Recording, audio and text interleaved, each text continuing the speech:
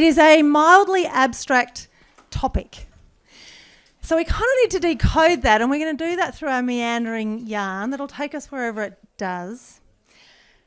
But I guess really what we want to do is talk about the invisible work, the untold, uncelebrated work of placemaking. We'll unpack what that is. Homemaking, nourishing, feeding, ritual building, localising, engaging with our community and building the blocks of deep belonging. This stuff is invisible. And I guess the question is, how do we as regenerative farmers and regenerative humans actually do this stuff unless we acknowledge that this invisible stuff is actually critical? So Helen Rebanks is here. She has an incredible book. We're going to talk about that in a jiffy. I didn't even bring it. I needed the prop. We're going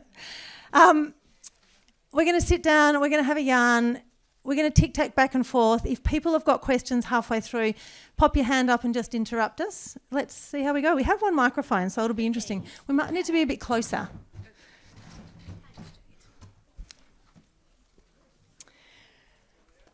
So this work, the sad thing about it is that it's predominantly still women. And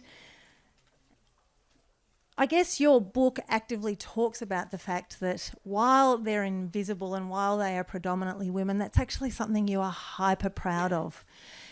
You kind of tongue-in-cheek took the name The Farmer's Wife when you were helping James with the release of his first book, but you've actually evolved into owning this title really proudly and quite fiercely. We were just talking up in the green room. There's a fire in there. Let's unpack that. Thank you, Jade. Hello, everybody. So I'm a farmer's wife. I wake up in the morning and I think, what does my family need from me? Not what does the field and the livestock need from me, although I'm heavily involved in supporting the work that James does outside on the farm. But I'm a homemaker and I'm a mum of 4, ranging from 19-year-old down to a 7-year-old. And I wrote my book to shine a light on the hidden work that happens, the person that holds family life together, that cooks, that cleans, that does all the admin that a farm requires, increasingly stressful these days, particularly in the UK.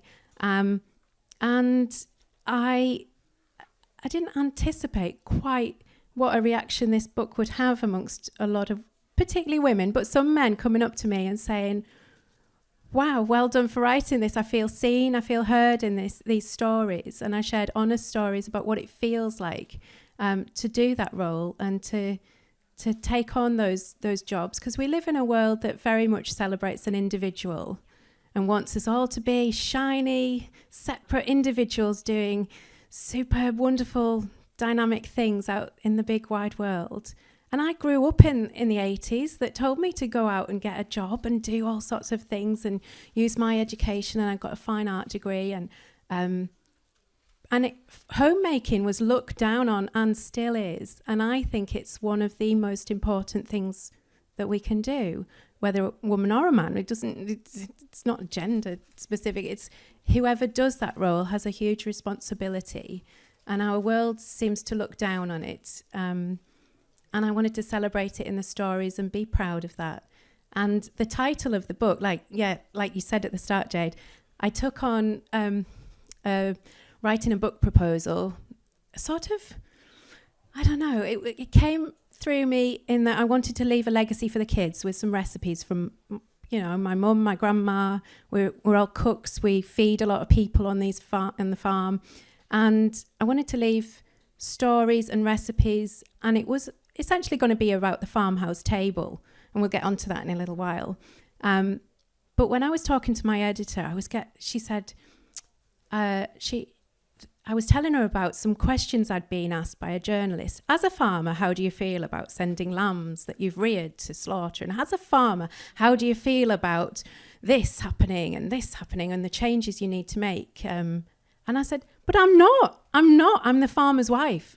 And at that point, I as there's a distinct difference, and our world very much wants to focus on the man or whoever's out there doing the farm work as the most important person.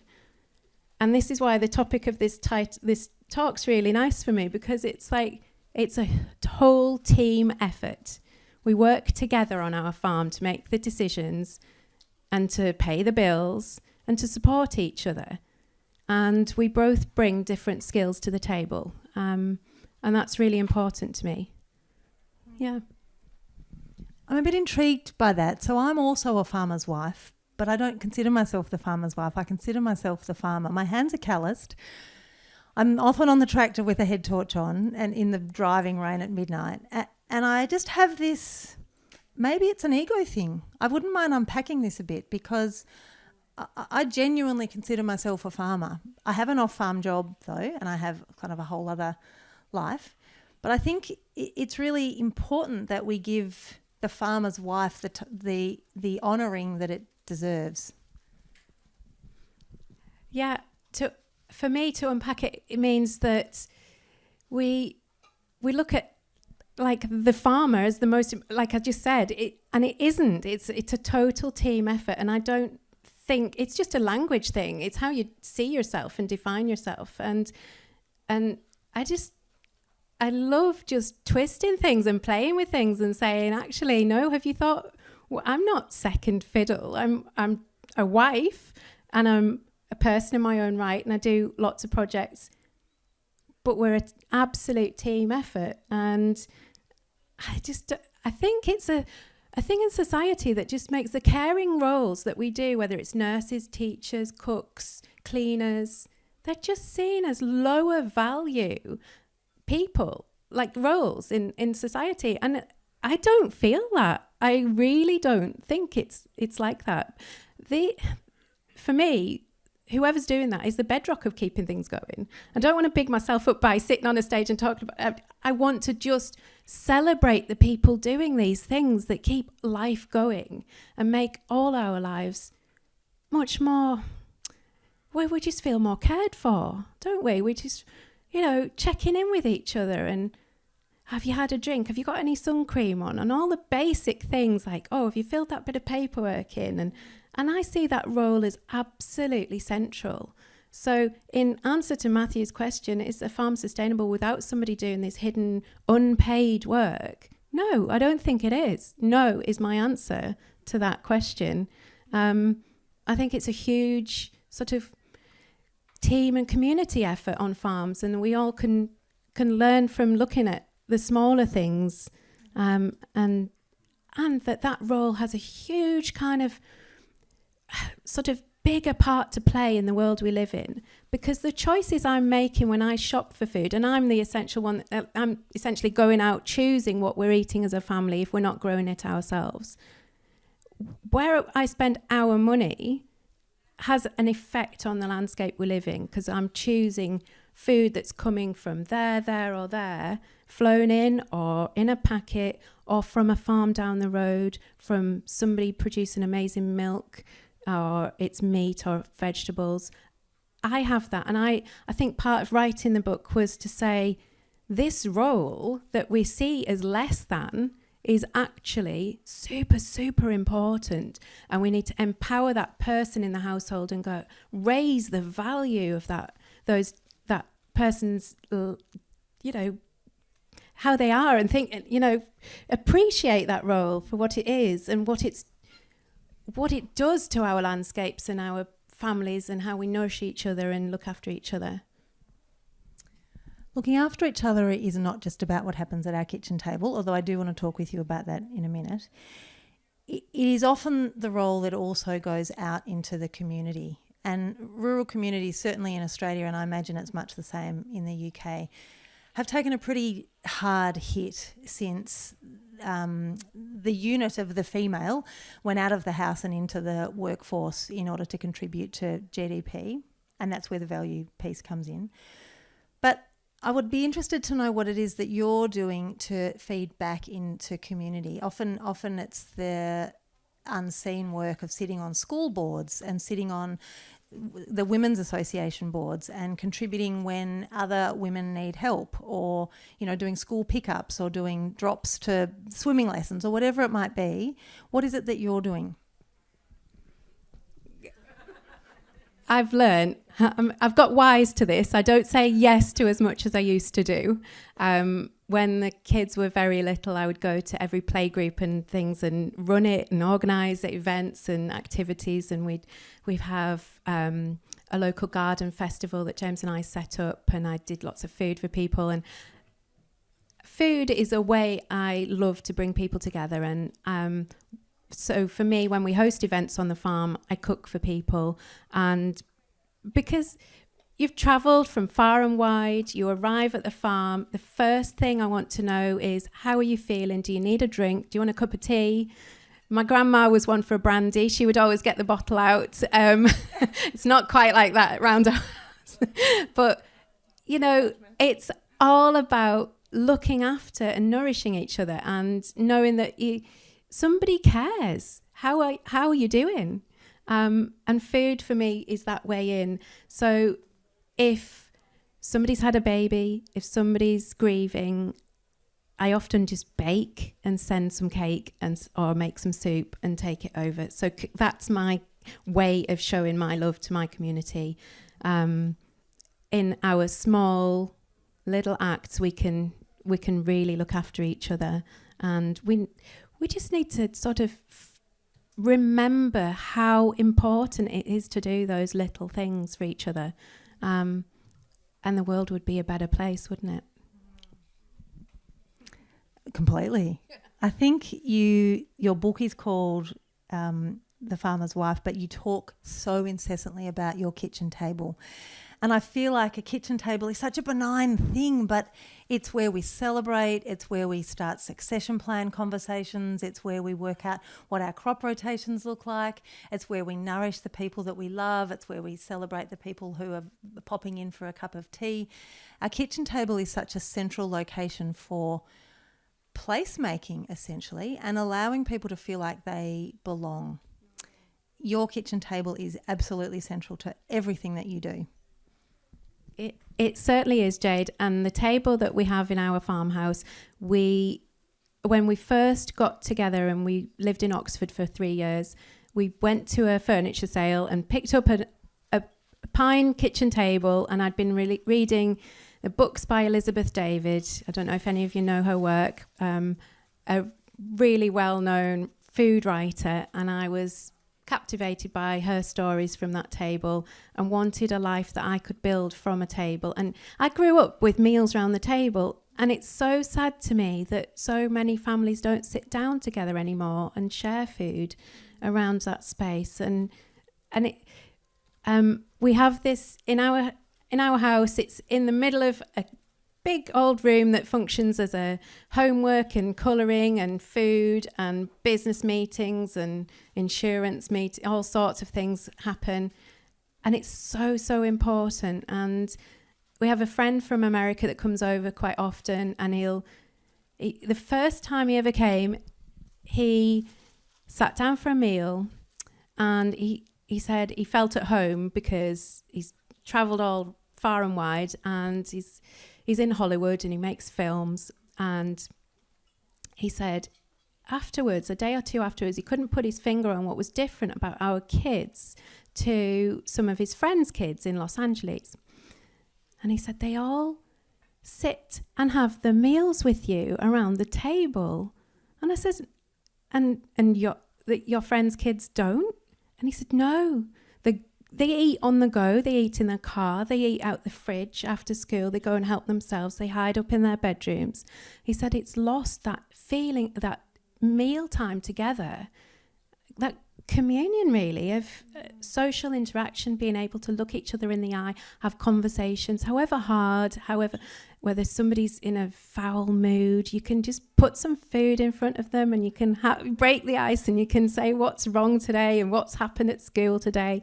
And that table is so important for me, and just connecting up just the food that we're having from outside. For me, the whole thing on the farm is a holistic approach in my mind, that if we're eating good food from good soil with good family connections, and we're all looking out for each other in different ways. And we're not all happy all the time. My goodness, I'm not trying to paint a picture of a family that is absolutely jolly hockey sticks. I am dealing with teenage girls at the moment, as you know.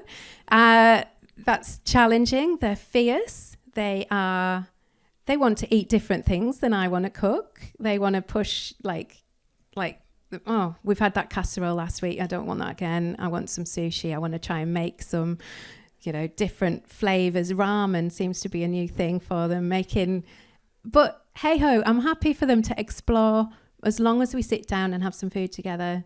That's super, super important to me. But yeah, that table it's central. Yeah. I want to change pace a little bit.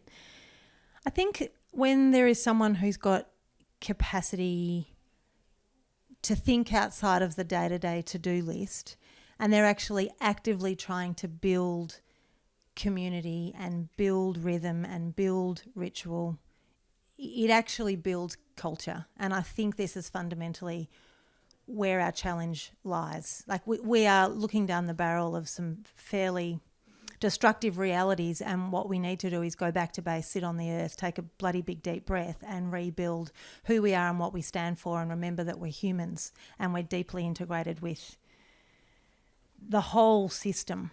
And I think when both of the people that are making a farm in particular function are both incredibly busy, there's no capacity to build any of that. I would like to ask you about rituals.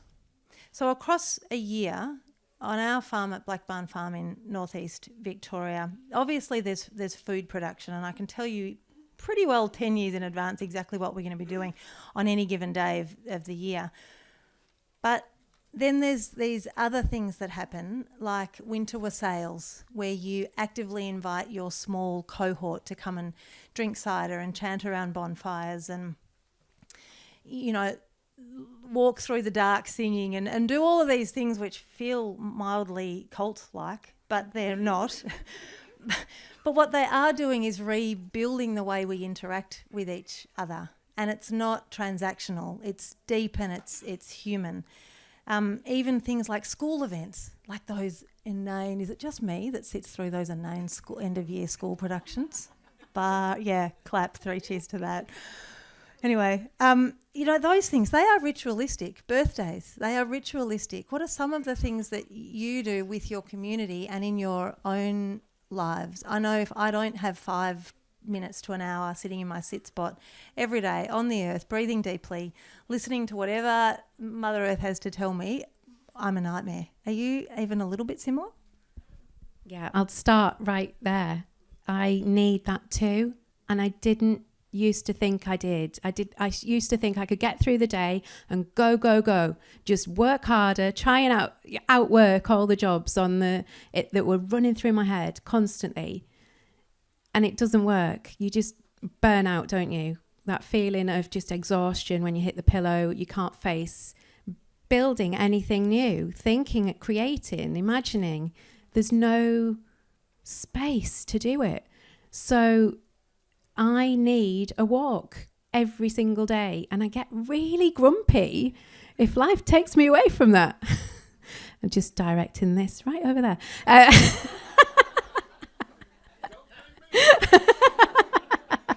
But I love walking our dogs, whatever the weather. We've got 8 dogs on the farm now.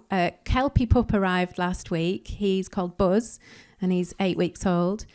So that's my daughter's new project. But hey, she goes to college a day a week, and she's got other things going on. So I'm now a proud grandma of a Kelpie pup. So I've got 8 dogs to exercise, and I need that space and time on my own as a mum of 4 and a busy farmer's wife. And I didn't think I could. I used to think I could manage without it. And I like to swim, and I like to read, and I like to listen to. If I'm walking, I'll stick something on to listen to. But I absolutely do need to top myself up, and I think we all need space and time, and we don't always give ourselves permission to get that. And particularly when kids are very, very little, it's all consuming. They're climbing all over you. You need to feed them every 5 minutes, clean up after them, and it's kind of like just a frenzy of being needed. But I also think that's hugely, hugely important that we put that attention, and there's a bit of sacrifice in there in life to give to our children, to make them feel seen and heard and valued. So I'm all for topping myself up and being healthy about that, of knowing when I need space and time, but I'm not at the sacrifice of what the kids need, because I'm really, really proud to be there for them, whatever they need from me while they're little and growing. And now the pair of them are back up at Matthew and Sadie's house entertaining themselves, and they're perfectly fine because they've got a real solid base that they can... I noticed they were free range, whereas they sat with me through your talk earlier.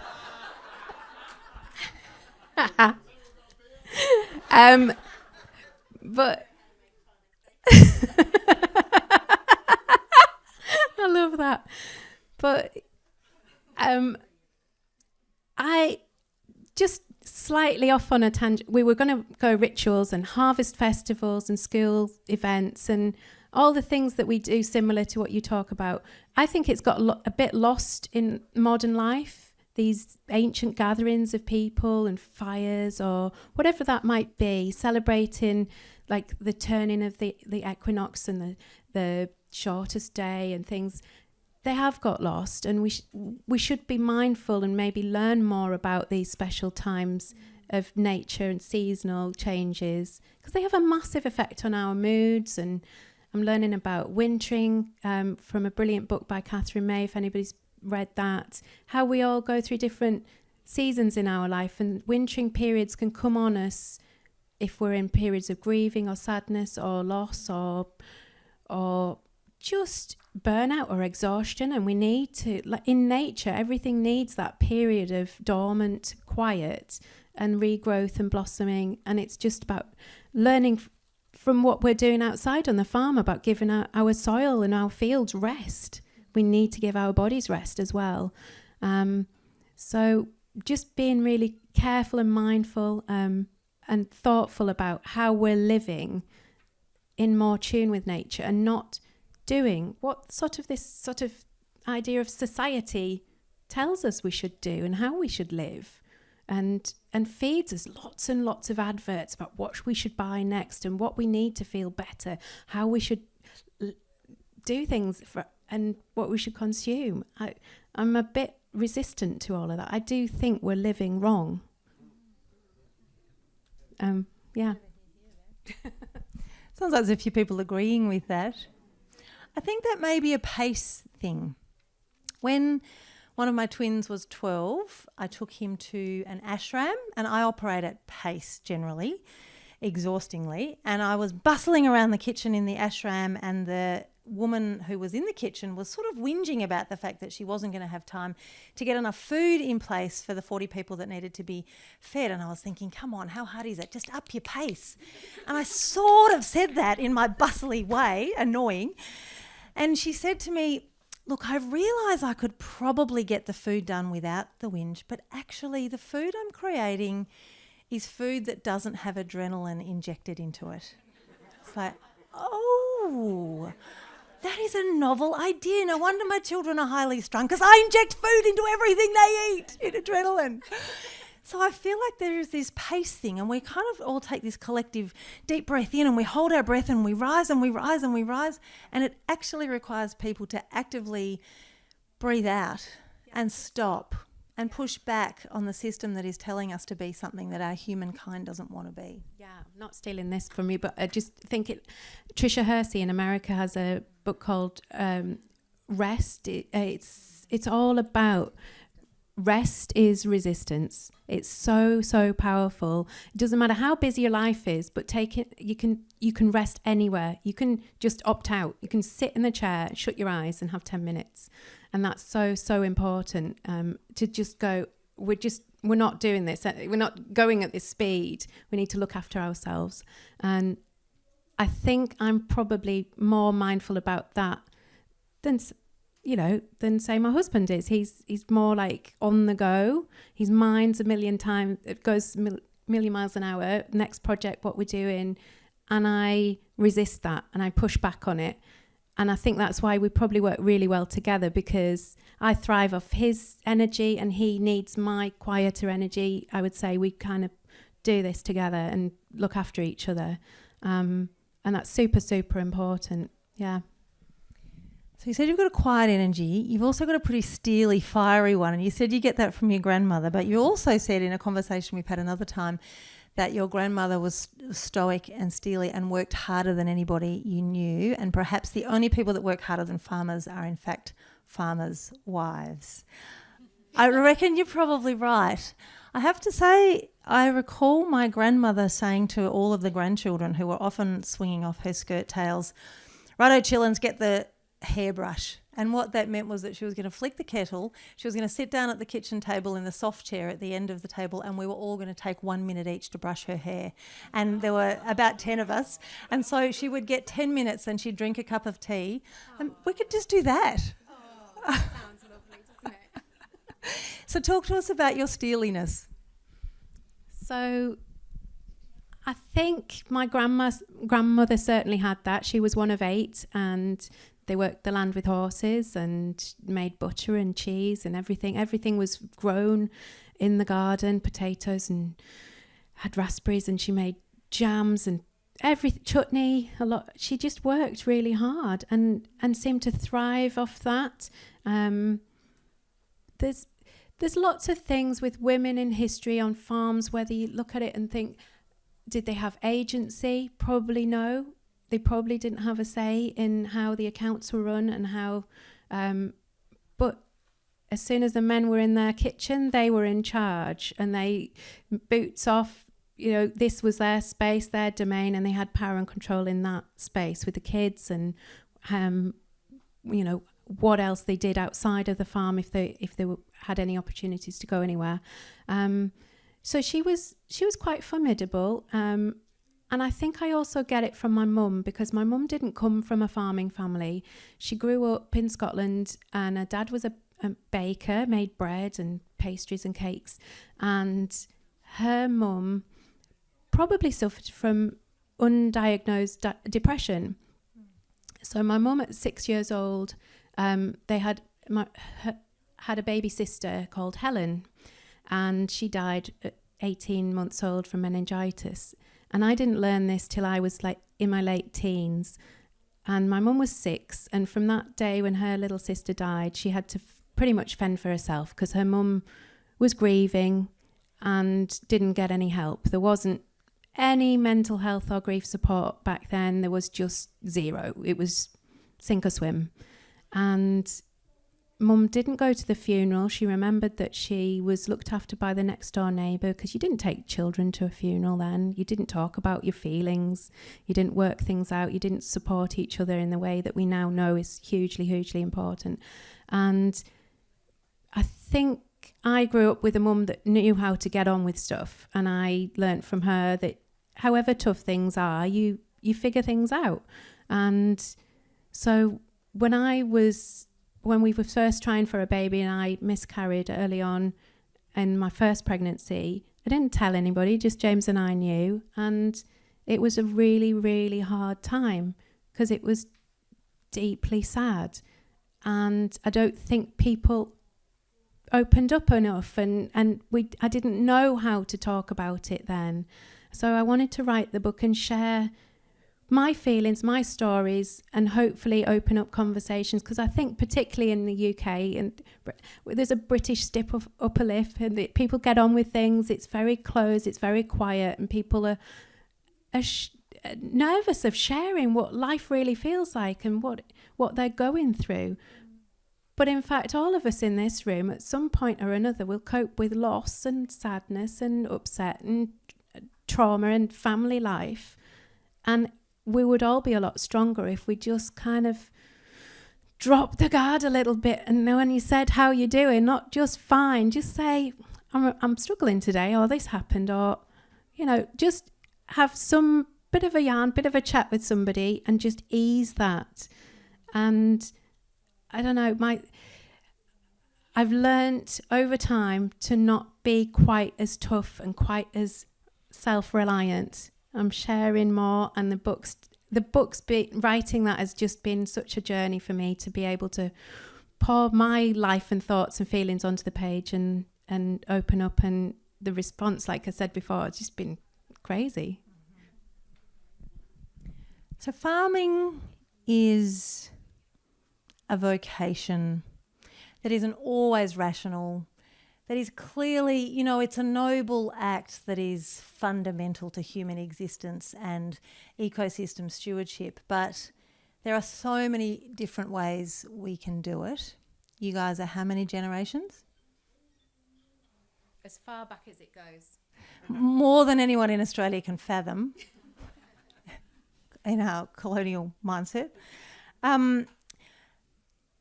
It's not easy. There would not be a day that runs to plan in a farming environment, and it requires adaptation like no other career does. It's in our blood. That's the only reason you do it. But, well, that's the saying, but I would be interested to know why it is that you do it.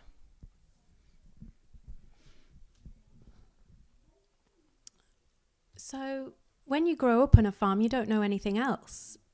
And I was tempted at art college to search out an independent life, go to London, make some art, have some exhibitions, make a name for myself in that and do things.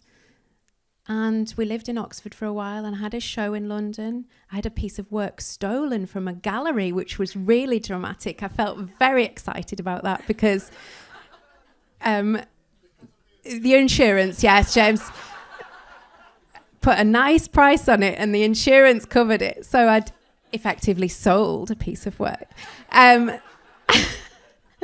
But I went down there and we lived in Oxford and we were away from the two of us, away from family and friends that we'd grown up around. And we spent nearly 4 years there. And I would do different jobs to pay the bills, and James was studying, and it just felt empty. People on the streets were going about their lives, lattes in their hands, people won't look at you in the eye. And I think when you're from a rural area and you get on the tube or the bus or the train and you just, morning, how's it going? And nobody wants to look at you. Nobody puts their hand up and waves to you on the street if or as you're driving by. And I started work in a bakery. It was a cafe, and they were buying in cakes. And I looked at these cakes and then I was unwrapping some of them and I was like, God, what's the ingredients in these? And these are a bit dry, aren't they? And I was like, surely we can get some better stuff than this. And I said, would you like me to do some coffee cakes or something on the counter to up the game of the cafe? And I started doing this, and then I did a few more cakes for a farmer's market, and then I did some more cakes for some people that were wanting an event, and I started baking, and I created a little bakery in our flat, which was highly illegal, but turned out some really good stuff. And I was a master at making caramel shortbread and gingerbread and all sorts of things, lemon meringue pies. And that connection from my grandma and the home and where I was from, that food brought people together, just felt so much better. And everybody enjoyed these cakes. I would get lots of compliments and it felt good. And when we went back home to get married, we had a marquee in a field, very much like this. This is probably fancier. It was quite agricultural. It was quite simple. We did flowers ourselves and organised everything, grabbed in favours. But it was a full community effort that both families knew each other, both families pitched in to make the day, much as Matthew and Sadie and the team have done for Grounded. Everybody's pulled in and done a huge amount of work behind the scenes. And so what it meant to me, that I could see it on the day we got married, that looking around, that these two families were having such a great time, and I was sitting back watching, it was just wonderful. That we all needed each other and we relied on each other, and it gave me that sense of wholeness that I didn't feel living away from home in a city. And when we don't have family around us, or good friends around us to support us, we've lost something vital.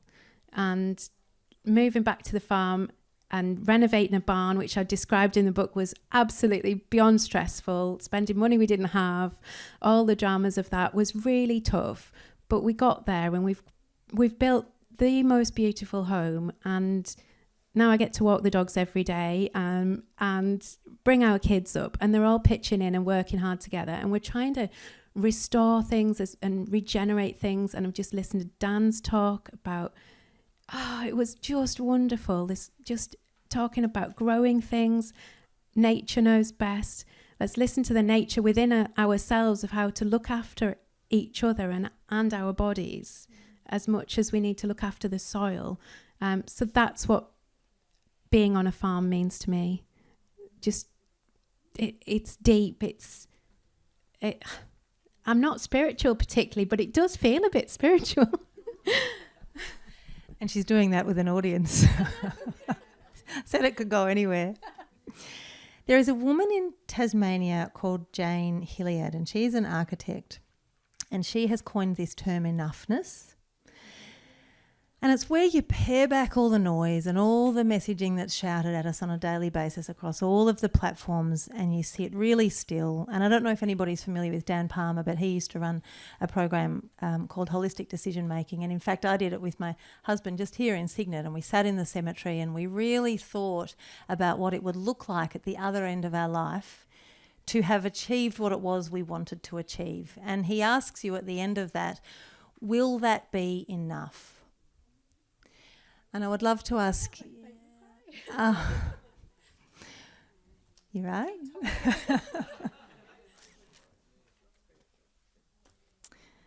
Yeah.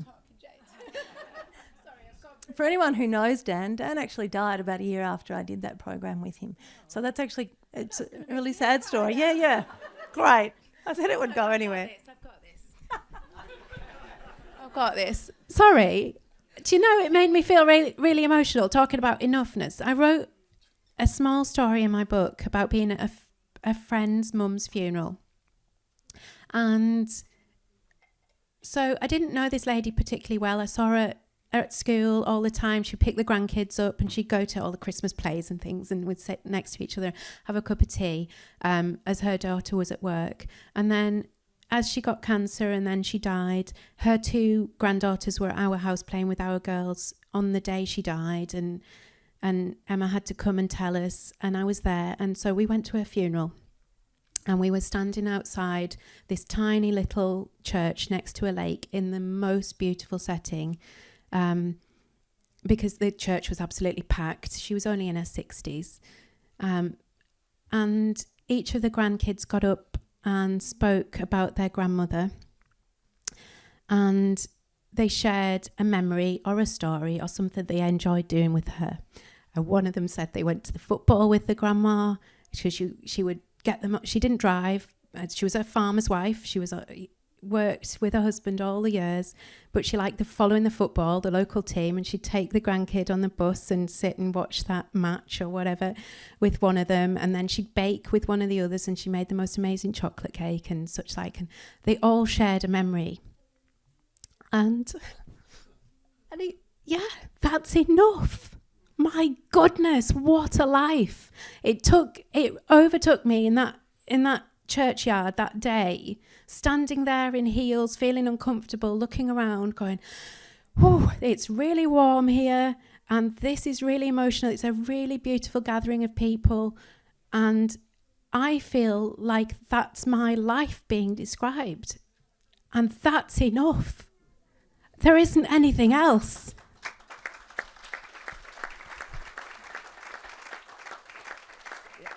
Sorry, Jade.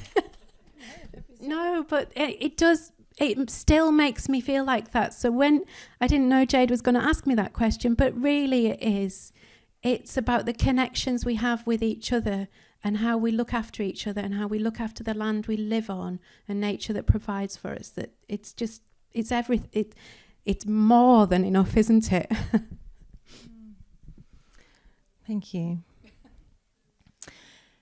It is more than enough, and that's on a really personal level, but then there is what is enough for a community. And I don't know what your natural disasters are in the Lakes District, but in Australia we experience intense drought, intense flood, and in more recent years intense fires with fair regularity and across larger spectrums of our country. And a couple of years ago my husband was caught in a burnover, and so I didn't know about it for about 5 days because he nearly died, and understanding his own mortality was something he hadn't quite worked out how to share with me. And the way I found out was because someone I'd never even met sent me a text saying, "Sending all my love, hope Charlie's okay." I thought, well, this is a bit strange. I haven't seen him for weeks and weeks and weeks. I'm at home managing the fire, and I'm walking to the top of the hill every night and turning the irrigation on and off, and got my skirt over my head so I don't choke from the smoke. And this text came through, and I asked him about it, and he gave me nothing. He went back to his next 14-hour shift the next day. And then the wife of a friend who is also in the fire service contacted me and said, "I've got a meal train sorted for you." I said, "Why do I need a meal train? Like, we're all in this smoky, hazy hell." And she said, "You need a meal train because Charlie nearly died." I said, "No, he didn't." Anyway, I asked him about it again. No, not talking about it, not ready to talk about it yet. And then I was walking down the street, and this bloke, who in fact Sustainable Table has just funded, is an Indigenous bloke who runs an amazing butchery program for Indigenous kids to be brought down from up north, and they learn how to butcher and they learn how to sort of do sales things with farmers markets. He saw me in the street. I'd never met this bloke. And he saw me in the street and he said, "You don't know me, but I need to put my arms around you because I sat in that fire truck next to the bloke that you're married to, and we both watched our lives nearly disappear.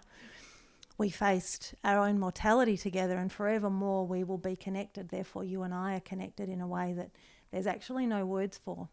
And I know that you guys here in Tassie and those who aren't in Tassie have experienced in the last 5 years a kind of hell that we didn't know was possible.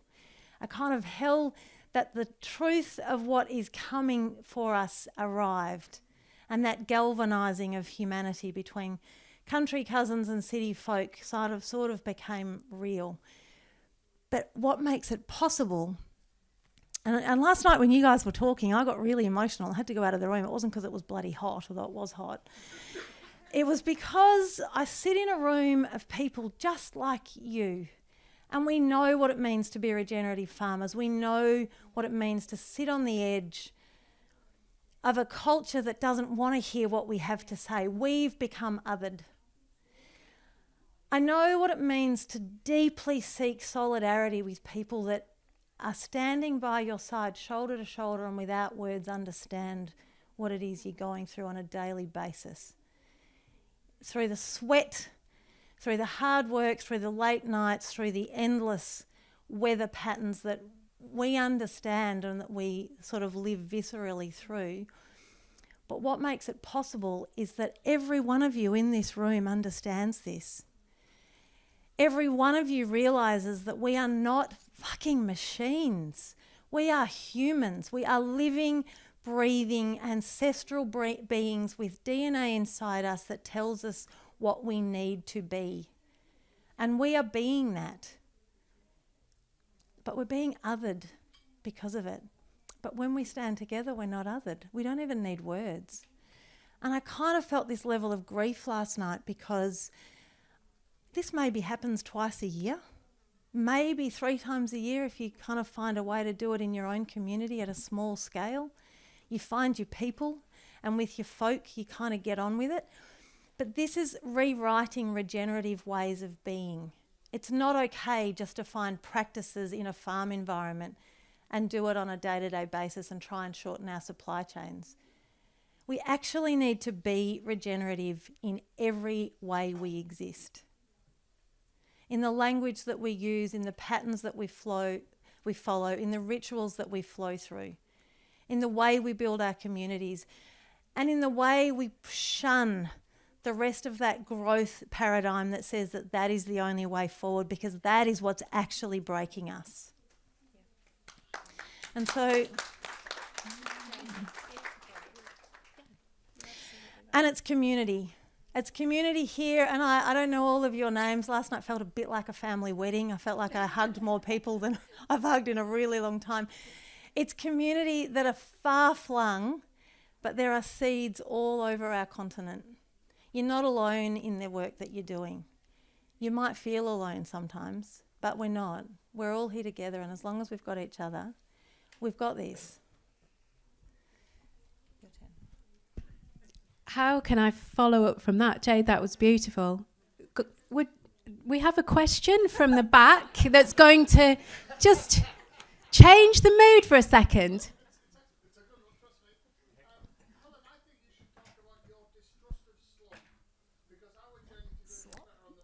Not slop, slog. Oh. Slogging it out, working hard, like I grew up with parents and grandparents that just got on and worked all day long every day. And I just heard Dan talk about his farm making money with 20 hours a week. And he just said, I wasn't going to follow that. I was just going to not do the slog.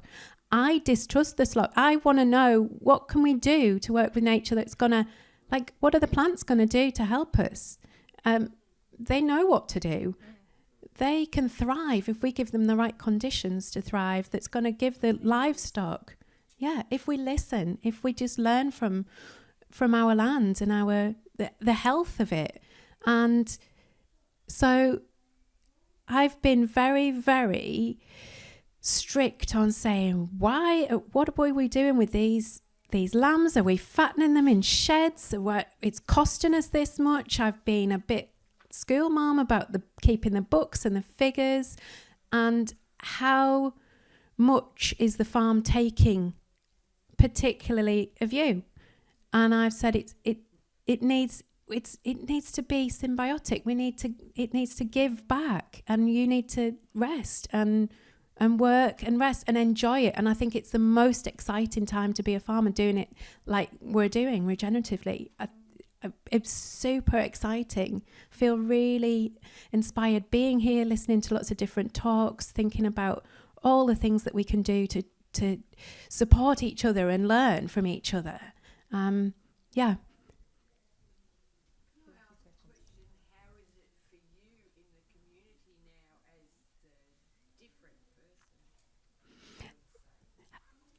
Okay, how is it for me as farming regeneratively, different in the community? So we don't go and shout about it and make any fuss or speak locally very often.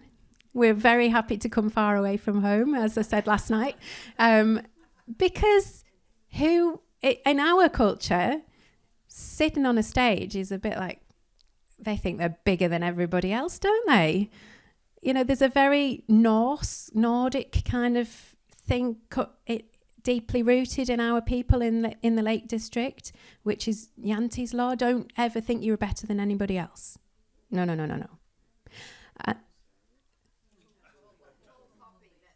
Tall poppy. Okay. Mhm. Yeah. And it's very strong in Cumbria. So it's a fine line to walk. I'll be absolutely honest. It's tricky. I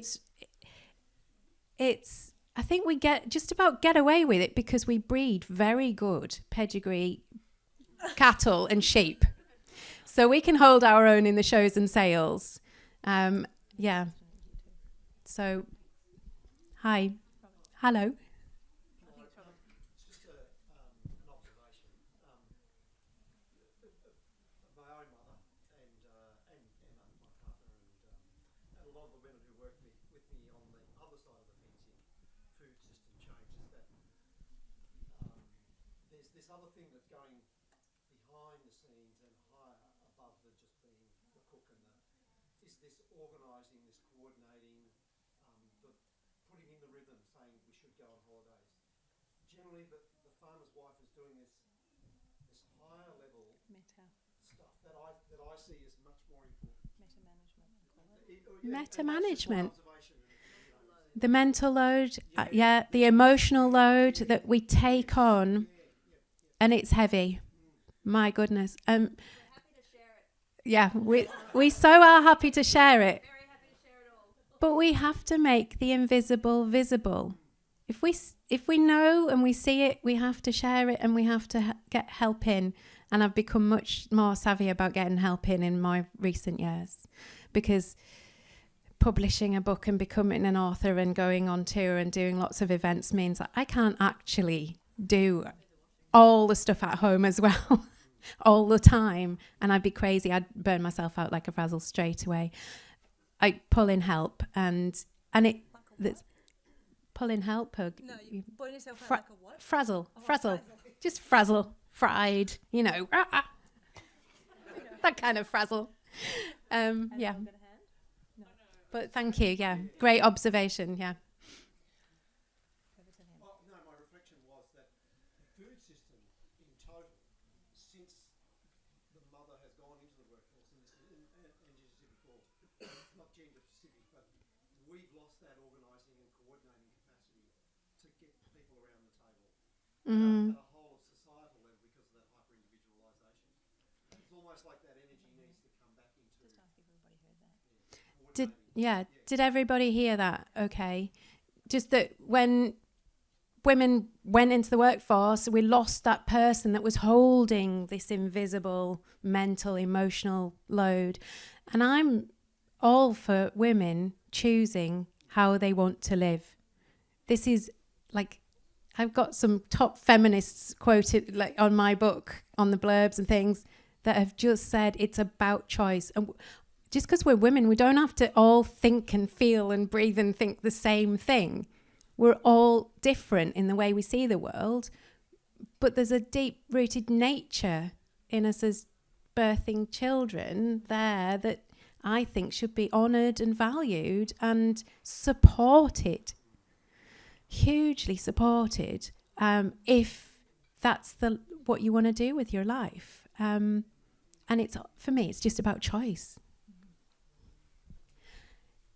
Hello. I was just thinking you said it before when you were saying about care, and I feel like that's our whole society's bankruptcy. All of the caring roles have been undervalued, and that's where we need to put the value back in. Yeah, thank you. It's a lovely observation, and it's absolutely echoing what I said, which is that society does not value care at all anymore. And what do kids and old people and all of us need? We need to look after each other. Love, essentially. We've got time for a couple more. I think you're a soul sister, Helen. Oh, I've bought your book. thank you. My journey has been on the farm 8 years ago, and I had a real disconnection. We came from the city and bought a farm, so it was a tree change, and we were in parallel. My husband and I looked after the family, and he made all the decisions around the farm. Until in 2021, we did holistic management together, and I heard in those sessions that we had to take the farm as a whole. Yes. I was very much Yeah. part of that. And so from then, I just grew from strength to strength with who I was and what I could contribute. Yes. Yeah. And I realised that we need to celebrate all that's feminine. And there were lots of women who would have loved the opportunity I had to run a farm. And all of that that's masculine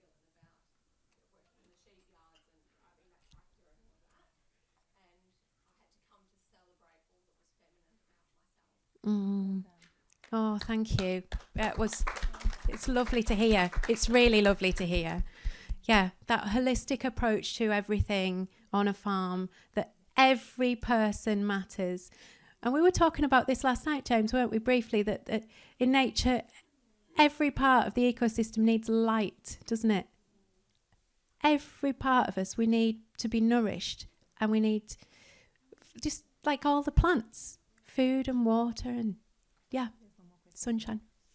Hi. I guess I was thinking about a lot of my friends and myself are getting into that life stage with little kids and working out how to incorporate that into a full-time farming family.